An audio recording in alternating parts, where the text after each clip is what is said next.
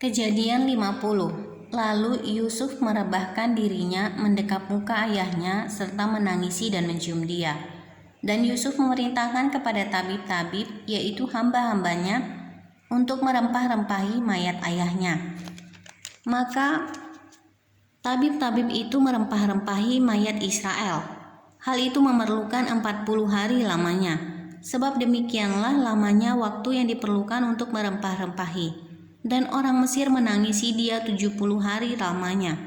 Setelah lewat hari-hari penangisan itu, berkatalah Yusuf kepada seisi istana Firaun, "Jika kiranya aku mendapat kasihmu, katakanlah kepada Firaun bahwa ayahku telah menyuruh aku bersumpah. Katanya, tidak lama lagi aku akan mati. Dalam kuburku yang telah kugali di tanah Kanaan, disitulah kau kuburkan aku.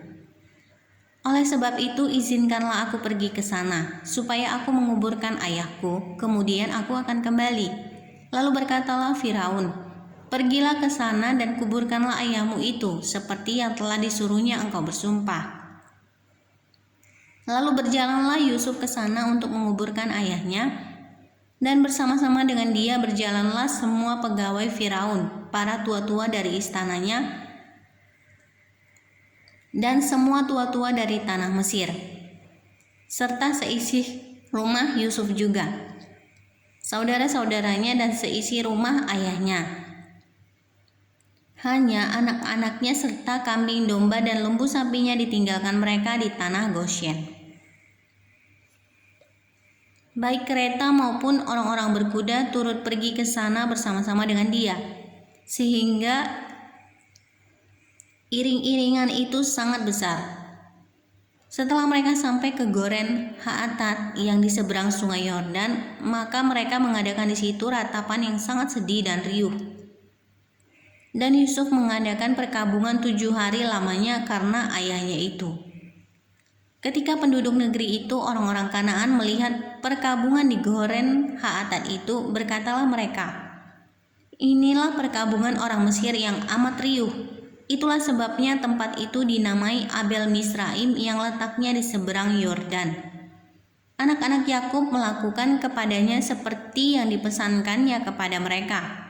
Anak-anaknya mengangkut dia ke tanah Kanaan dan mereka menguburkan dia dalam gua di ladang Makfela yang telah dibeli Abraham dari Efron orang Het itu untuk menjadi kuburan milik, yaitu ladang yang di sebelah timur Mamre. Setelah ayahnya dikuburkan, pulanglah Yusuf ke Mesir, dia dan saudara-saudaranya dan semua orang yang turut pergi ke sana bersama-sama dengan dia untuk menguburkan ayahnya itu. Yusuf menghiburkan hati saudara-saudaranya. Ketika saudara-saudara Yusuf melihat bahwa ayah mereka telah mati, berkatalah mereka, "Boleh jadi Yusuf akan mendendam kita dan membalaskan sepenuhnya kepada kita segala kejahatan yang telah kita lakukan kepadanya." Sebab itu mereka menyuruh menyampaikan pesan ini kepada Yusuf.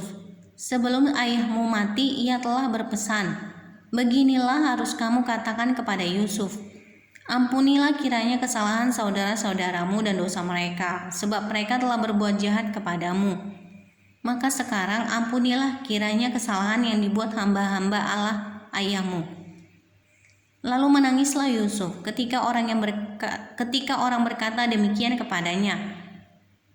Juga saudara-saudaranya datang sendiri dan sujud di depannya serta berkata, "Kami datang untuk menjadi budakmu."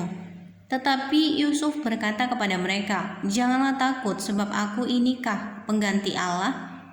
Memang kamu telah mereka-rekakan yang jahat terhadap aku, tetapi Allah telah mereka-rekakannya untuk kebaikan, dengan maksud melakukan seperti yang terjadi sekarang ini, yakni memelihara hidup suatu bangsa yang besar.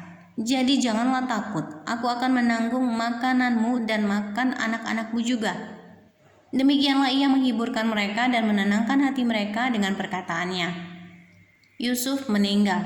Adapun Yusuf, ia tetap tinggal di Mesir beserta kaum keluarganya, dan Yusuf hidup 110 tahun.